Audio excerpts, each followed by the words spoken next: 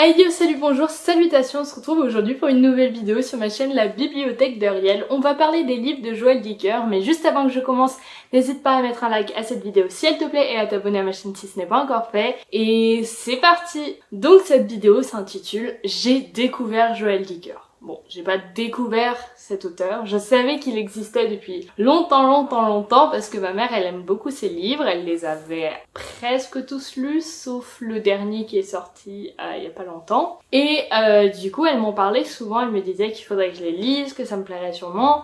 Sauf que moi c'est vrai que les livres policiers c'est peut-être pas mon genre de livre préféré, on va dire. J'aime bien ça, mais j'en lis un de temps en temps, et c'est vrai que les Joël Dicker, c'est quand même des sacrés pavés, et je me disais, est-ce que je vais me lancer dans Joël Dicker? Donc je savais pas trop, et un jour, Anne Literarum, de Anne Literarum, a fait une vidéo, enfin des stories je pense sur Joël Dicker, je me suis dit, ok, faudrait peut-être que je teste quand même. Et j'ai testé en commençant par la disparition de Stephanie Meyer. La disparition de Stephanie Meyer, c'est l'histoire d'une jeune femme qui disparaît.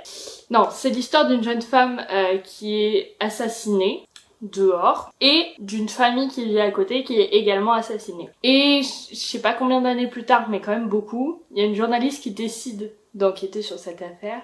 Et elle disparaît. Cette journaliste, c'est Stephanie Meyer. Et du coup, un homme qui connaissait cette journaliste, qui est enquêteur, va se dire, du coup, il y a peut-être des questions à se poser, parce que pile quand elle se met à enquêter sur cette histoire, elle se fait enlever. Et du coup, on va revenir sur le crime qui a été commis bien plus tôt, mais aussi sur la disparition de cette jeune femme. Et on découvre tout ça dans ce livre. Franchement, j'ai beaucoup aimé.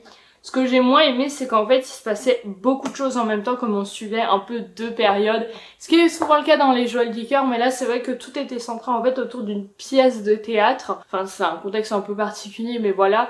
Et c'est vrai que des fois, la pièce de théâtre, je savais plus trop d'où elle venait, je savais plus de quelle période c'était, et pareil, il y avait des personnages, j'étais un peu perdue, je savais plus trop s'ils étaient du premier meurtre ou de la disparition, du coup j'étais un peu perdue parfois, mais franchement ça allait, c'était une bonne lecture, je l'ai lu assez rapidement il me semble, et j'ai donc décidé de passer à un autre livre, sauf que je vais pas vous les présenter dans l'ordre où je les ai lus, parce que ça n'a aucun sens, parce que moi, après avoir lu La disparition de Stephanie Meyer, j'ai lu L'affaire Alaska Sanders. Vous allez me dire pourquoi pas.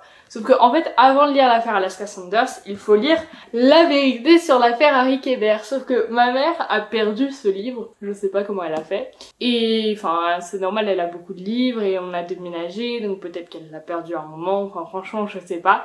Mais du coup, je l'ai racheté d'occasion, ça m'a coûté genre, je sais pas, 3-4 euros. Et du coup, je vais d'abord vous parler de celui-là avant de vous parler de l'autre parce que ça a plus de sens. Du coup, La vérité sur l'affaire Harry Kéber, c'est l'histoire d'un écrivain qui s'appelle Marcus. Oui, Marcus.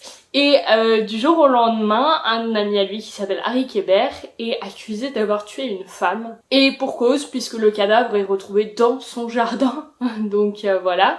Et on découvre d'un coup que cet homme qui avait, je crois, 40 ans à peu près au moment du meurtre de la jeune fille, sortait avec cette jeune fille de 16 ans quoi. Donc on se dit, ok, effectivement, c'est peut-être bien lui. Sauf que Marcus, il veut bien croire que son ami a eu une relation qu'il aurait pas dû avoir avec cette jeune femme, mais il peut pas croire que son ami a tué cette jeune femme, et du coup il va creuser pour essayer de comprendre ce qui s'est vraiment passé dans le meurtre de cette jeune fille. Donc j'ai beaucoup aimé ce livre, mais j'ai trouvé qu'il y a certains rebondissements, on va dire, qui étaient très semblables à la disparition de Stephanie Meyer. Un peu comme si il avait pris un schéma narratif qu'il avait calqué sur ce livre, mais aussi sur l'affaire Alaska Sanders. Le quatrième livre dont je vais vous parler, c'est pas pareil, il n'y a pas le même schéma narratif, mais là c'est vrai que on retrouve franchement les mêmes éléments. Et du coup, La vérité sur l'affaire Harry Kéber, normalement après on lit l'affaire Alaska Sanders. En soi, c'est pas grave, c'est juste que je me suis fait spoiler La vérité sur l'affaire Harry Kéber un peu dans l'affaire Alaska Sanders. Donc il y a une jeune fille qui décède et la police reçoit des aveux du coupable. Donc on va dire tout va bien. Sauf que 11 ans plus tard, le sergent qui avait élucidé l'affaire reçoit une troublante lettre anonyme. Et ce sergent, c'est l'ami de Marcus qu'on a vu dans La vérité sur l'affaire Harry Kéber. Et Marcus qui va venir mêler ses petits oignons dans l'affaire Alaska Sanders. Parce que Marcus, vous verrez, il aime pas trop rester là où il doit rester, franchement. Et dans l'affaire Alaska Sanders et dans La vérité sur l'affaire Harry Kéber, Marcus commence à nous raconter une sorte de drame qui aurait déchiré sa famille. Mais il a pas trop envie d'en parler dans ses livres. Et du coup, l'affaire Alaska Sanders, voilà, j'ai bien aimé. Et du coup, il va plutôt nous raconter le drame de sa famille dans le livre des Baltimore. En fait, tous les livres, sauf, il me semble, la disparition de Stephanie Meyer, sont liés. Genre, on retrouve un personnage un petit peu central qui, dans les 2 premiers livres, fait l'enquête et qui, dans celui-ci, fait pas l'enquête, mais nous raconte l'histoire de sa famille. Et du coup, dans le livre des Baltimore, on n'est plus, du coup, sur un livre policier, mais plutôt sur une histoire de famille, un secret enfoui. Et le livre des Baltimore, bah c'est tout simplement le personnage de Marcus qui revient sur son passé parce qu'on sait qu'il y a un drame qui a affecté ses cousins, son oncle et sa tante, mais on sait pas ce que c'est, on ne sait pas ce qui s'est passé. Et du coup on va le découvrir dans ce livre. Du coup lui c'est pas un roman policier, mais c'est quand même intéressant à lire. Du coup voilà, ça c'est les 4 livres de Joël Dicker que j'ai lus entre juin à peu près et septembre. Oui, septembre. Et du coup j'ai beaucoup aimé. Le livre des Baltimore, c'est vrai qu'il est très différent des autres, donc ça permet un peu de faire une pause dans ce schéma policier qui se répète beaucoup dans les 3 autres livres. On n'est pas sur un style d'écriture qui est très descriptif ou quoi, c'est-à-dire que la plupart du temps les personnages on sait pas trop à quoi ils ressemblent, les lieux non plus, tous les livres se passent aux États-Unis, mais on est dans un style de livre qui va plutôt dans l'action, etc.,